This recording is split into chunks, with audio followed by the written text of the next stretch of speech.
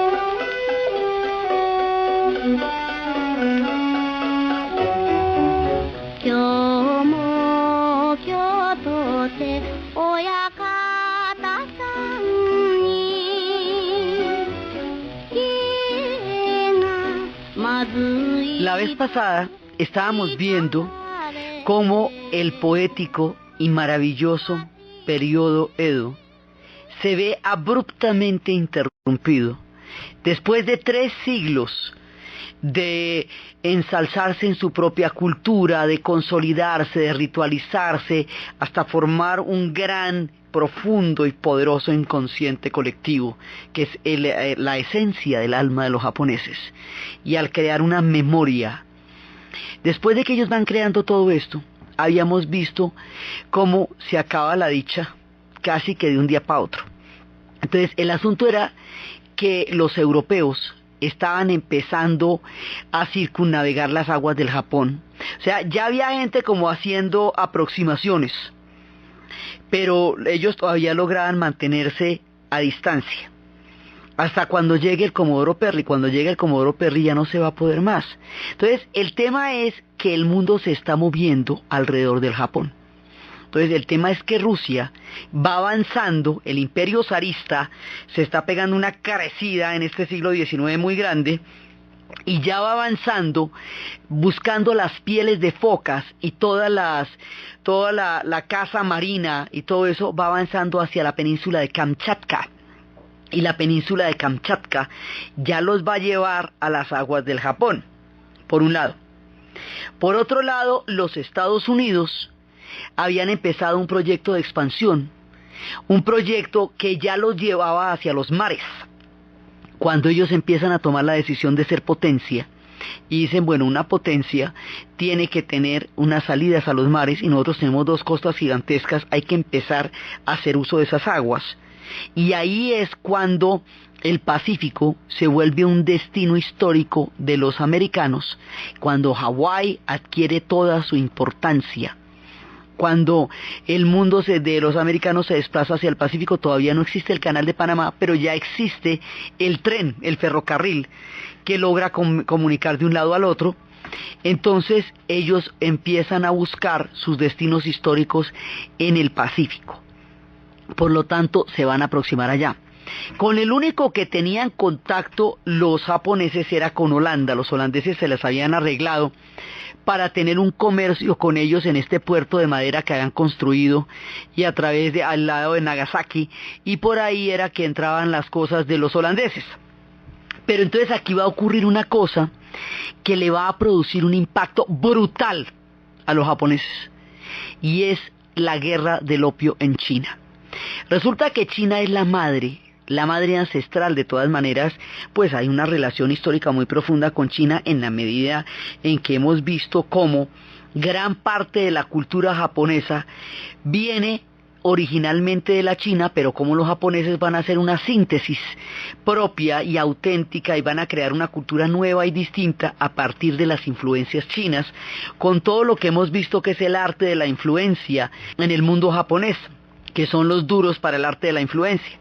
Entonces de pronto les cuentan, a través de los holandeses, y de este puerto llega la noticia, que Inglaterra ha inundado de opio a la China, que la ha obligado a aceptar un contrabando que además hace adicta a la población, y que al oponerse la China al contrabando, porque es que siempre se ha buscado la manera de comerciar con la China, y la China hasta hace muy poquito no estaba interesada en comerciar con nadie.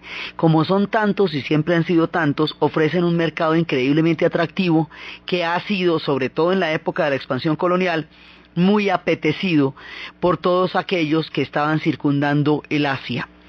Pero resulta que a los chinos no les interesaba nada, según le habían manifestado a Jorge III ya hacía par siglos en una carta, diciendo que ellos no les para nada sorprendía que Inglaterra los quisiera conocer, pero que ellos no tenían nada que buscar de Inglaterra, y que si los conocieran no los entenderían. El tema es que los ingleses, como no logran un comercio con los chinos, imponen un vicio para crear un comercio, y que el comercio sea el vicio, o sea, el opio. El opio tiene una sustancia que reemplaza las endorfinas, las opiáceas, y eso produce una adicción muy rápida, porque las endorfinas son las sustancias que permiten que el cuerpo pueda tolerar los cambios, el frío, el calor, el hambre, y también son las sustancias del placer. Cuando las opiáceas las sustituyen, el cuerpo no las está produciendo porque hay una sustancia que las está sustituyendo, de manera que si usted no la consume, el cuerpo queda sin endorfinas. Esto es como un bebé 7 mesino, pues, fuera de la incubadora. Entonces es muy, muy adictiva. Entonces, de esa sustancia, el opio, van a llenar de matas de opio, de contrabando de opio que sembraban en la India, lo van a llevar hacia la China, y como los chinos se oponen, porque esto es un contrabando, porque no genera divisas y porque hace mucho daño a la sociedad en ese momento, pues los ingleses no tienen ningún inconveniente en declararle la guerra a los chinos, esto es guerra de toches, pelea de toche con guayaba.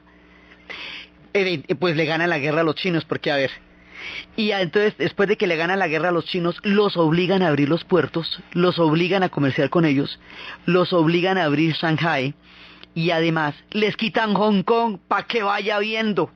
Entonces, a ver, mejor dicho, si me va a pegar no me regaña, ¿aquí qué pasó? ¿Cómo así, Y después ponen un letrero en Shanghái, en uno de los clubes, que dice prohibida la entrada a los perros de a los chinos en China. Cuando los japoneses saben eso, se paran de los pelos y dicen, estos son unos bárbaros. Para ellos los occidentales son bárbaros. En el sentido griego de la palabra, los griegos consideraban bárbaros a todos aquellos que no hablaban griego y que no compartían su cultura. Si los griegos que quedaban en el Mediterráneo pensaban así, ¿cómo te parecen los japoneses, que están al otro lado del mundo, aislados hace más de 3 siglos? En principio habían cerrado el Japón porque los europeos les parecían bárbaros, porque les parecían gente que tenía unas costumbres muy complicadas.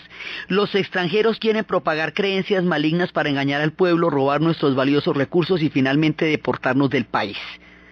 Entonces, es lo que ellos piensan, pero no es que es lo que están viendo. Donde quiera que se metió el colonialismo, despedazó los pueblos. Entonces, ya se los habían pillado tempranito, por eso habían cerrado el Japón. Ahora, cuando los ven actuando en China, dicen, no, estos no solamente son como nosotros habíamos dicho, sino que pueden ser bastante más peligrosos de lo que habíamos dicho, y entonces nosotros no queremos nada con ellos. Las noticias de las guerras del opio en China van a generar una conciencia de xenofobia en el Japón, porque a ese costo y de esa manera, o sea, si eso le hacen a la antigua madre China, ¿cómo te parece lo que les puedan hacer a ellos? Esto ocurrió en 1842. Entonces, ahí todavía el Japón estaba cerrado, pero ya, digamos, hay un momento en que el asedio de los europeos se vuelve ya muy difícil. Por un lado vienen los rusos por Kamchatka buscando las pieles, por otro lado vienen los europeos navegando, hasta que llega el Comodoro Perry. O sea, el Comodoro Perry llega en el instante en que muchos barcos están buscando lo mismo, abrir el comercio del Japón a la brava. Pero el Comodoro tiene cómo y lo hace. Entonces es cuando les da la advertencia, ¿no? Bueno, ustedes tienen 1 año para abrirse. 1 año y yo después vuelvo. Y cuando vuelva, ustedes ya tienen que estar abiertos. Entonces, además, los norteamericanos lo hacen a toda, porque ahí hay un juego de poder. Siempre la política externa de los Estados Unidos está determinada por la política interna. Entonces en ese momento había unas elecciones y eso había que resolver este tema antecitos de las siguientes elecciones para garantizar que el partido se mantuviera en el poder, y por eso tenían que anunciarse el hit de abrir el comercio del Japón. O sea, en eso las cosas no son tan distintas ahora de como eran entonces. Entonces en ese momento se van. Bueno, se les advirtió, ¿no? Ya les dije. Y se van. Y se van ellos. Y se quedan los japoneses con una mano adelante y la otra atrás pensando, ¿y ahora qué vamos a hacer? Entonces, ¿qué pasa en ese año en que se fueron los americanos y los japoneses quedan abocados a una realidad histórica que ya es incontrovertible? Inclusive los americanos le dicen, mire, y eso que a usted le parece terrible que estemos acá y nosotros quedamos los buenos, porque nosotros no queremos ni tierras, ni influenciar su cultura, ni nada, solamente comerciar con ustedes, pero los europeos que vienen detrás, esos sí quieren apoderarse de todo, porque es el estilito de ellos, porque el colonialismo se apropia de un pueblo, chupa sus recursos, lo pone a funcionar para los intereses de una metrópoli que no son los intereses de ese pueblo. Desprestigia a su población, la discrimina, la hace despreciarse a sí misma, la divide a través de los diferentes pugnas internas que tenga, los explota y le saca todos los recursos. Pero además dice que los está civilizando, ¿sí me entiende? Si el colonialismo es una cosa brava, y los japoneses están empezando como a enterarse de qué es lo que significa ser colonizado. Y la China fue colonizada, violentada, abierta, invadida. A la China le caen todos. Y la voracidad colonial que en ese momento tienen Inglaterra y Francia no tiene límites. Y los Estados Unidos están en plena expansión. No es un proyecto colonial, por lo que le digo, porque no quieren, ellos mismos fueron colonia. Entonces, como ellos mismos fueron colonia, pues no quieren que otros pueblos convertirlos en colonias de ellos, porque eso es un contrasentido de la nación americana. Pero sí quieren comercio y lo van a lograr, a lo bien o a lo mal. Eso es lo que les preguntaron a los japoneses, que es bastante más de lo que le preguntaron a muchos otros pueblos donde directamente les entraron. Bueno, pero se van y se queda esta gente aquí. ¿Qué es lo que se quedan pensando ellos? ¿Qué van a hacer? ¿Qué pueden hacer en una circunstancia como esta? He ahí el gran dilema del Japón.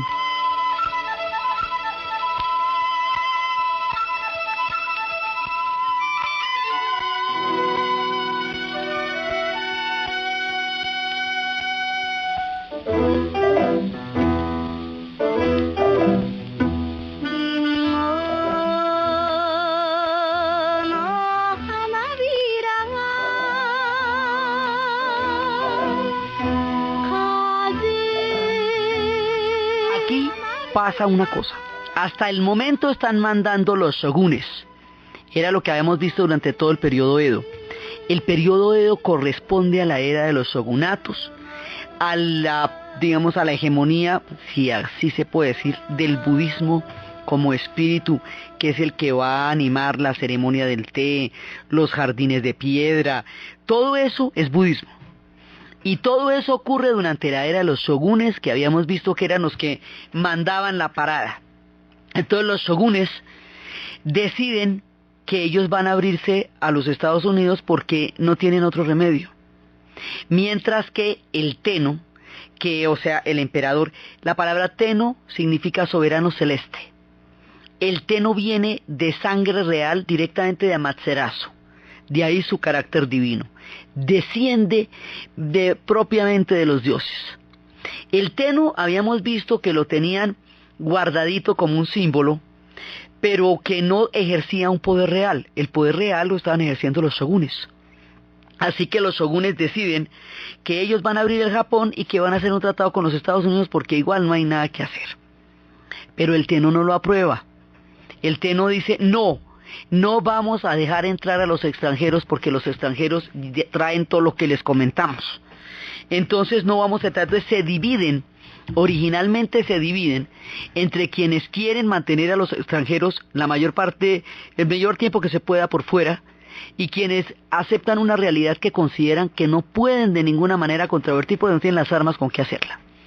Entonces, esto hace que haya una serie de movimientos que se opongan a la decisión del shogunato de haber abierto el Japón, y que además, como el Tenno no reconoció el acto de apertura, entonces hay quienes consideran que eso no es ni siquiera legítimo, porque ¿cómo va a ser legítimo si el Tenno no lo reconoce?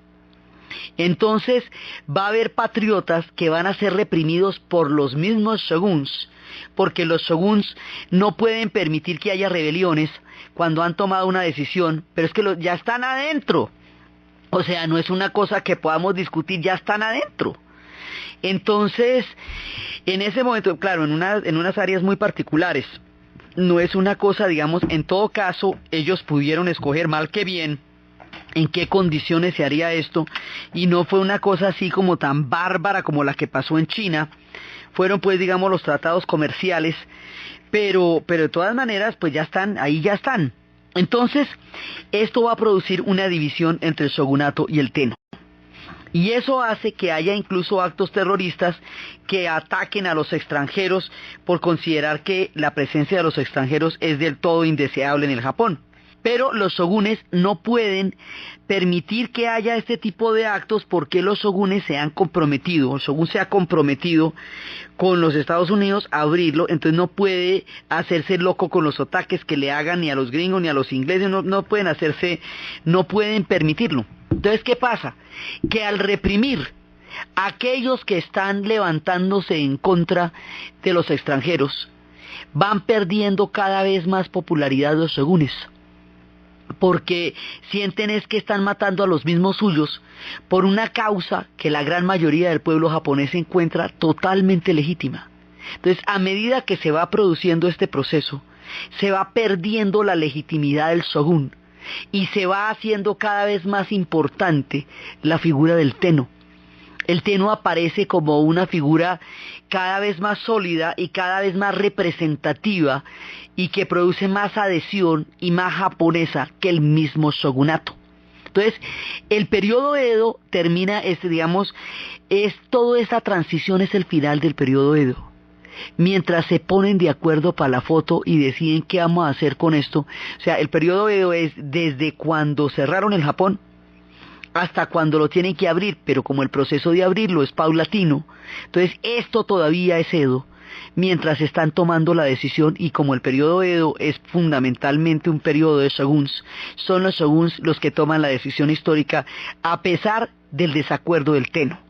Y eso genera una división profunda, los hace impopulares. Cada vez que van a ejecutar a un líder patriota de la resistencia contra los extranjeros, pues quedan más en confrontación con el pueblo japonés, hasta que eventualmente van a tener que llegar a un punto en que el shogun renuncia. Cuando renuncia el shogun, entonces le dicen que tiene que entregar las tierras. Si entrega las tierras, va a dejar a todos sus vasallos sin comida, montón de gente muriéndose de hambre, porque el shogun, si entrega las tierras, no es que las tierras son toda la riqueza del shogun. Entonces el shogun dice, bueno, yo le renuncio a lo bien, pero si usted me pone a entregar las tierras, me toca declararle la guerra. Y le declara la guerra al Tenno, pero el Tenno termina ganando, porque el shogunato ya está muy desgastado y el Tenno está cada vez más fortalecido y ya se va convirtiendo en algo que se va haciendo cada vez más un símbolo de Japón. Entonces, ¿qué pasa? Aquí vamos a cambiar el tiempo de los shogunes, el tiempo del budismo, el tiempo del zen, por el tiempo del Tenno y el tiempo del shintoísmo. Como los japoneses son originalmente shintoístas, y luego llegó el budismo, y luego llegó el zen, y entre todos montaron su espectro religioso, pues a veces prima más una tendencia que la otra. Entonces, es el tiempo en que la tendencia del budismo, que además había sido la manera como habían sacado a los cristianos, que era volviendo a reconvertir a la fe budista, hay un tiempo en que el budismo empieza a dejarse de lado, y en que el shintoísmo, que es el culto al emperador, el shinto es el culto a la naturaleza, también es el culto al emperador por su carácter sagrado y divino. Entonces ahora se enfatiza mucho más el carácter de culto al emperador que el de culto a la naturaleza. Se hace mucho más evidente y más contundente el culto al emperador. Al quitarse el budismo de encima, el budismo dulcifica y el budismo produce compasión. El Shinto no. Así que las cosas ahora son bastante más rudas, van a ser más tesas. Entonces, finalmente, el Shogun renuncia, pero además pierde la guerra. Y al perder la guerra, el shogunato pierde la predominancia en la historia. Japón se va a unificar alrededor del Tenno. Los shogunatos de todas maneras implicaban unas especies de señoríos y de señores feudales, entre comillas, ya no van a existir. Entonces aquí se va a producir una transformación gigantesca, porque en este momento se va a unificar todo el Japón. Aquí, cuando terminan los shogunatos, en el shogunato existía el aborto y el infanticidio. Al prohibirse esas prácticas durante la era del Tenno, la población del Japón se va a hacer mucho mayor y ellos siempre tienen el drama de que no pueden albergar el número de gente que hay en la isla. Entonces empiezan a hacer las deportaciones, ellos lo llaman migraciones, digamos, por cuenta del Estado. Las migraciones consisten en que cogen una porción de población y la van a mandar después para el Brasil y la van a mandar después para el Perú. Esas migraciones son sumamente tristes porque como ellos son seres únicos, de culturas únicas, que no tienen referentes en ninguna otra parte del mundo y no van a volver a sus tierras, ellos van a padecer muchísimo este exilio, tal vez más que cualquiera, por las características tan particulares de la tierra de donde vienen, y es de esas inmigraciones y de esas épocas que terminaron llegando japoneses al Valle del Cauca, más adelante, dentro de esa misma política buscando la tierra del paraíso y todas esas cosas que veíamos en las películas de Palau y esas historias. Viene de toda la política de migración. Lo que pasa es que había países con los que se hicieron convenios gigantescos, como es el caso de Perú, como es el caso de Brasil y como es el caso de los Estados Unidos. Por eso es que tienen unas poblaciones japonesas tan grandes. Entonces eso también pasa. O sea, ya en el momento en que cambia la correlación de fuerzas, cambia la estructura de la sociedad del Japón. Y el Tenno empieza a plantearse una modernización. Entonces el Tenno, que se había opuesto a los extranjeros, ahora es el Tenno el que tiene que abrirse, porque ya están ahí. O sea, mejor dicho, nadie les estaba preguntando, ya están ahí. Cuando se dan cuenta que ellos de verdad no pueden eludir este problema de la historia, ahí es cuando le digo que se dan cuenta que les va mejor uniéndose que separándose, y se ponen de acuerdo para la foto. Todo esto pasa mientras toman la decisión. Entonces cuando toman la decisión y ya se define el juego del poder en el Japón, es la era del Tenno.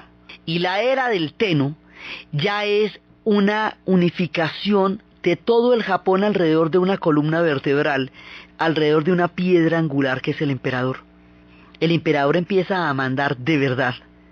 Y ahí es cuando se produce la unificación total del país. Se acaba lo que llamaríamos, entre comillas, el feudalismo japonés, porque se va a dar el proceso de la formación de un Estado, en el sentido moderno de los Estados, cuando empiezan a crear esa política de espejo, para modernizarse de manera tal que los americanos y los demás y los europeos sientan que ellos son un pueblo moderno, que tienen los mismos códigos que ellos y por lo tanto no se sientan tentados a invadirlo de mala manera. Todo para evitar que les pase lo que le pasó a China. Porque lo que le pasó a China es la pesadilla máxima, y la quitada de Hong Kong mortal pa'l pecho.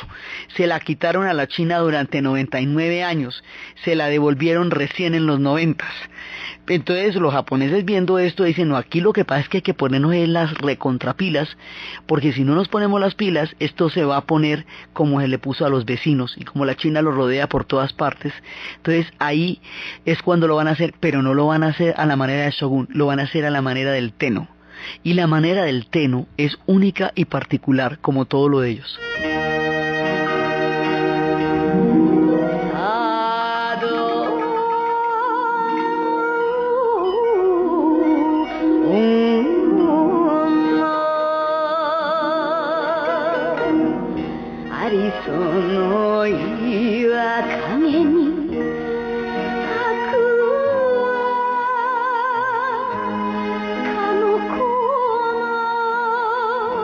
Entonces lo primero que hacen es limitar la entrada de los extranjeros. Esos son 40 kilómetros alrededor del puerto que abre, no más.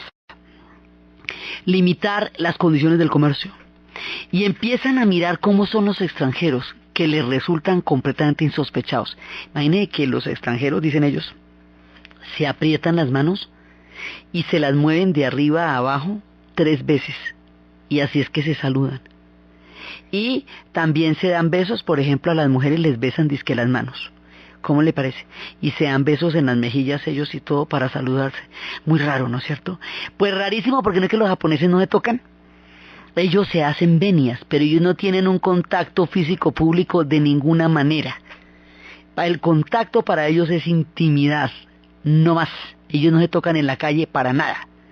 Entonces, esto de que haya que apretarse las manos 3 veces, para arriba y para abajo, si les parece muy chistoso, ¿sí? Todas las costumbres de los extranjeros les parecen sumamente raras, la manera como se hablan, cómo se relacionan, cómo se miran. ¿Cómo le parece que pueda aparecer un japonés criado en el mundo de las islas flotantes, de los distritos de Gion en Kioto, de la ceremonia del té? ¿Cómo le parece que a un tipo de estos le van a aparecer los gringos? Pues extraterrestres muy raros, de todas maneras, y los europeos, gente tan rara. Se hace sobre todo 3 siglos que no ven a nadie de ellos, entonces más raras les parecen sus costumbres. Entonces van a llegar allá y empiezan a relacionarse con Occidente. Y ahí es cuando les cuento que van por todas partes del mundo, buscando cómo funciona el mundo para saber cómo se modernizan ellos y cómo se transforman ellos, y cómo van a aceptar estos nuevos cambios. Y esto, la aceptación de la transformación y de la apertura del Japón, el dominio total del Tenno, el fin de los shogunatos y las condiciones en que Japón se va a abrir a Occidente, y el proceso de modernización que deciden adoptar a continuación, una vez tomada la decisión, es lo que llamamos la era Meiji. Hasta ahorita estábamos terminando el periodo Edo, pero en este momento, cuando ya el Tenno está montado en el poder real, dicen, esta es la era Meiji. Ahí realmente termina el periodo Edo, en el sentido físico de la palabra, aunque su espíritu ya se había desvanecido con la entrada de los extranjeros hace unos años atrás, unos pocos años con relación al tiempo que duró. Entonces llegan y el Tenno empieza a hacer valer todo su poderío. Entonces, ¿por qué es tan importante? Porque para poder aguantar un trago de estos, ellos tienen que estar muy seguros de lo que son por dentro, de manera que al abrirse no se desbaraten. Tanto tiempo que les ha costado crear una cultura para llegar a feriarla, no. Entonces, esta figura del Tenno, tan poderosa, se va a volver ideológicamente omnipresente. Va a haber una ideologización de la figura del Tenno. Los libros de historia se van a escribir a la manera del Tenno. En una primera parte lo redactaban directamente en el palacio del Tenno, y en otra parte ya después, cuando dijeron que no, que tampoco, entonces se podían redactar en los colegios, pero el Tenno revisaba los textos escolares. Entonces el Tenno empieza a ser la voz del Japón. Él es el que dice qué es y qué no es Japón, para dónde va y para dónde no va Japón. Él es el que dice cómo se cuenta la historia de ellos. Entonces ahí se reinterpreta la historia a la mirada de la modernización, y empieza una modernización desde arriba, vertical, completa, en donde no le están preguntando a la gente si quiere o no modernizarse, es que se van a modernizar.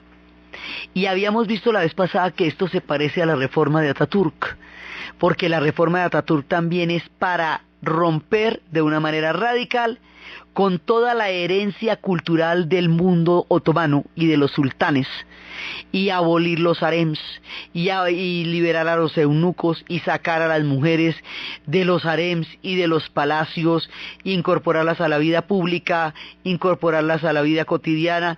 Pues bueno, más o menos eso pasa en el Japón. Entonces hay que cambiar todas las costumbres. Entonces, esto de las discriminaciones por oficios ya no se van a usar, esto de las costumbres y las maneras van a empezar a cambiar, van a aceptar la influencia arquitectónica de Occidente de una manera mucho más explícita, van a empezar a aceptar las influencias. Entonces, aquí se presenta ese fenómeno tan particular que tienen los japoneses, y es que en un momento dado aceptan todas las influencias. Todas, todo lo que viniera de Occidente, pasaron de la xenofobia y la negativa total a abrirse a la avidez de ver a Occidente. Ya en un principio le tenían mucha reticencia y después mucha curiosidad. ¿Qué es Occidente? ¿Qué es esa cosa que llaman Occidente? Occidente ya está montadísimo. Ya tienen el eurocentrismo como una manera de medir qué consideran ellos civilización y qué no. Inglaterra es la dueña de los mares en ese momento, el planeta entero está al alcance de las aguas, todavía es el tiempo de Victoria. Entonces Inglaterra es la dueña de la revolución industrial y todo, y los Estados Unidos surge como una potencia que empieza a desplegar sus alas en el nuevo orden internacional que se está formando en esta época. Y es ahí, entre las potencias y entre los imperios, entre el colonialismo y entre la expansión, que Japón se tiene que abrir, o sea, se tiene que abrir en el momento más delicado. Entonces, ¿cómo lo hace? Con pies de plomo. Esto se hace milimétricamente. No va y se nos desbarata el Japón. Vamos a aceptar todas las influencias. Vamos a que nos echen el cuento que nos quieran echar, los edificios que quieran, el estilo republicano, las casas estilo inglés, las arañas de cristal, todo lo que quieran lo van a traer. Nosotros vamos a observarlo. Y ahí es cuando los japoneses empiezan esa manera tan extraña en la cual ellos son capaces de asimilar íntegras todas las influencias, hasta el punto en que usted casi cree que dejaron de ser japoneses, pero no. Ellos no dejan de ser japoneses nunca jamás, porque su fuero interno es inalterable a pesar del arte de la asimilación de la influencia. Entonces esto es muy difícil de comprender para Occidente, que no tiene esos diferentes niveles internos de relación con el mundo, pero los japoneses sí lo tienen. Entonces usted aparentemente diría que esto se desbarató, se volvió completamente occidental. Sí, aparentemente, pero no por la fuerza del Tenno. La fuerza del Tenno se vuelve como una especie de centrífuga que al interior del profundo Japón mantiene el orden histórico a pesar de todo lo que va llegando de Occidente. Entonces esos son los vestidos, son las modas, y ahí es cuando les cuento que empieza a haber una cantidad de venta y de regalo de objetos, primero porque las condiciones son difíciles y segundo porque en ese momento ya empiezan a considerar que no, pues que la moda es todo lo que llega de Occidente. Entonces pasan de un extremo al otro y empiezan a aceptar a Occidente en todas sus manifestaciones, a todo el mundo que venga de Occidente, a ver qué traen y a ver qué viene, con la curiosidad de quien ha estado aislado tantísimo tiempo. Y ahí es cuando les digo que empiezan las grandes migraciones, y por eso es que hay tantos descendientes de japoneses en el Brasil, que casi son un país entero allá, porque los empiezan a deportar, porque allí en ese Japón no caben. Entonces los van a mandar a otras latitudes para desocupar un poco la población de la isla. Así es que deciden solucionar el tema de la sobrepoblación. Entonces, bueno, ya entrados en gastos, esto se tiene que volver un problema de industrialización, porque esta es la era industrial y precisamente lo que tenían esos barcos eran unos cascos de acero que se producen en las industrias, que era lo que no producían los japoneses, que eran tan delicados. Entonces, para hacer la industrialización hay que montar una manera de buscar materias primas para el proceso de industrialización. Entonces es una modernización a nivel de las costumbres, a nivel de la aceptación de las influencias, a nivel de la vida cotidiana. Es una industrialización a nivel de la productividad del Japón. Se acaba el tiempo feudal, por eso decimos. Y a la vez es una militarización, porque esto va adquiriendo poco a poco un carácter militar. Y es un momento en que el Tenno va a ser aquel que articule todo el proceso de la modernización. Eso es un plan integral que va a cubrir toda la sociedad. Y ahí las formas tradicionales del Japón empiezan a perder su vigencia, porque ya no pueden vivir allá. Y es ahí cuando les cuento las historias de los samuráis.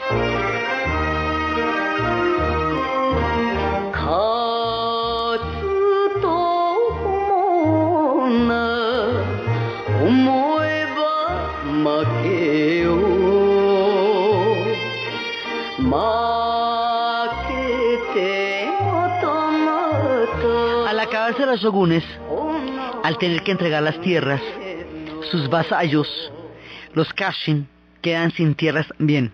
Al quedar sin tierras, al abolir los señoríos, los privilegios, las dignidades históricas que acompañaban a los shogunes y a todo el cuerpo de guerreros, todo el cuerpo de guerreros que habíamos visto que articulaba la sociedad de la era de Edo, queda sin oficio en la era Meiji, porque la era Meiji es una era industrial. Lo que se necesitan son ejércitos profesionales, y al necesitarse ejércitos profesionales, ya estos guerreros del Bushido no tienen ningún papel en la era Meiji. Se vuelven dinosaurios, su tiempo se termina. Ya se palidece la era en que ellos significaban toda autoridad y señorío en el Japón. En ese momento es cuando les cuento que los pensionan, lo cual es sumamente triste. Y luego les quitan la pensión, lo cual ya es patético. Entonces, un samurái, imaginémonos el samurái con la doble espada, con el casco que termina en las puntas de oro, con la malla de persiana que permite defenderse de una manera armónica, con el cuello alto, con las caras que producen susto en la batalla, con su sentido del honor, con su sentido de la integridad, con su disponibilidad para la muerte, con su la lealtad a ultranza, con su compromiso moral con el daimyo, con su compromiso con la sociedad, sin tener nada que hacer. ¿Qué hace este tipo ahí? Al lado de las siderúrgicas, al lado de los soldados profesionales, al lado de los ejércitos que están usando armas de fuego. Este es un hombre de espada. Estos ejércitos que están creando miles y miles de personas que marchan al mismo tiempo y al mismo compás, cuando los samuráis tenían una estructura clánica ancestral. Los samuráis ya no tienen ningún oficio, pero no van a aceptar una muerte, digamos, teniendo un pueblo como el Japón un concepto de la muerte tan particular y tan heroico. Los samuráis no iban a aceptar una muerte por olvido, por desaparición, por extinción de tiempo, porque había quedado atrás la era en que ellos eran los grandes señores. Todo estaba ligado a la estructura del shogun. Entonces ellos dicen, bueno, esto hay que hacerlo a lo bien. Entonces hay una película con John Wayne que se llama El Pistolero, y es una película en la cual John Wayne se convierte en el último vaquero del pueblo, porque llega la era del petróleo y llega la era del automóvil, y entonces los caballos ya están siendo reemplazados por los Forte, y el pistolero es una reliquia en el pueblo. Todo el mundo le pide autógrafos, la prensa quiere su biografía, las mujeres con las cuales ha estado por hambre también, por conseguir billete, venden la biografía con los secretos del hombre. Se vuelve un personaje pintoresco de una época ya extinta, y considera que él, que fue un vaquero tan tremendo y que nunca se espelucó, no puede vivir así. Y llega otro pistolero que había sido anteriormente su enemigo y que tampoco quiere morir en esas condiciones, y se mete en un duelo en una cantina para morir a bala, como era su ley en la época de los vaqueros, porque los dos eran pistoleros. Haga de cuenta. De esa forma, además, el pistolero tiene cáncer y el médico le dice, bueno, usted no tiene que morir así, mejor dicho. Eso, otras personas se aguantan eso, pero usted pues no tiene que morir de esa manera. Pues los samuráis hacen otro tanto.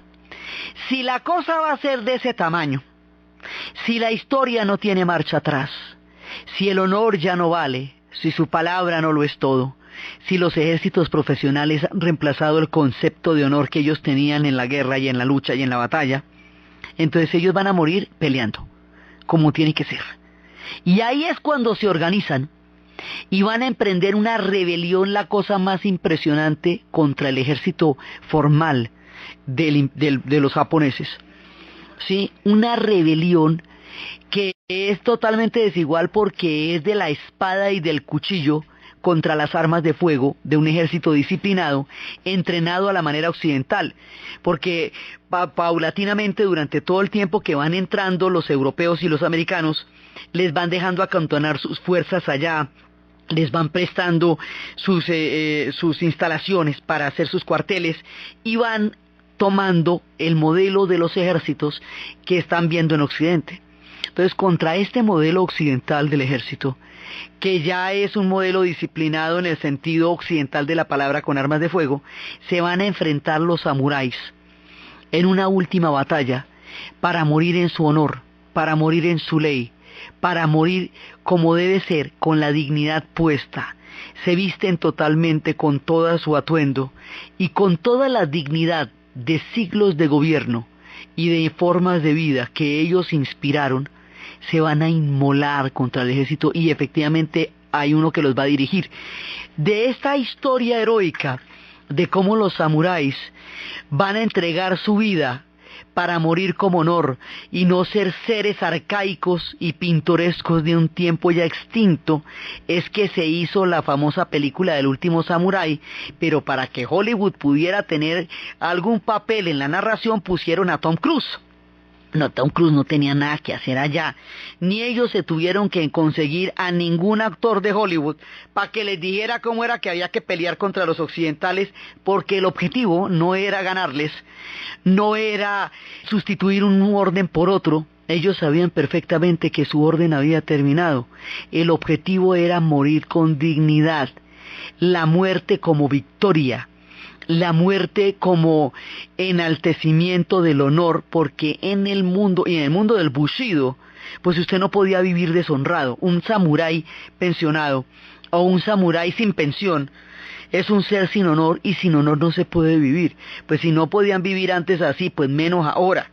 Entonces, en un acto de honor último y supremo, los samuráis mueren en la batalla, mientras los soldados les van a disparar, como le dispararían a cualquier rebelión, a los antiguos samuráis. Ahí hay una transmutación en el alma del Japón. Ahí el concepto del guerrero, digamos, ético, integral, que responde a una disciplina interior del espíritu, basada en el zen y en el budismo, se pierde con las balas que atraviesan los cuerpos de los samuráis.